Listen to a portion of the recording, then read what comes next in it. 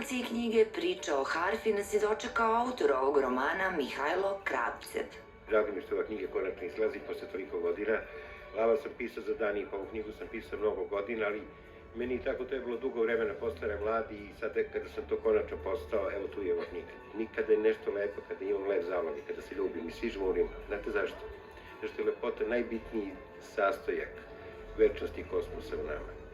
I ova knjiga priča o lepoti i o životu na taj način, što ćete vrlo lako vidjeti, dobit ćete jednu knjigu moju Posveta.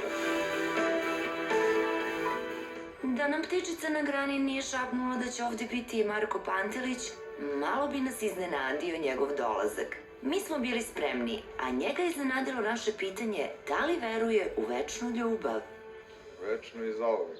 Što se mene lično tiče, knjiga koju je napisao moj veliki prijatelj i za mene će sigurno biti istorijska. Da li si romantičan?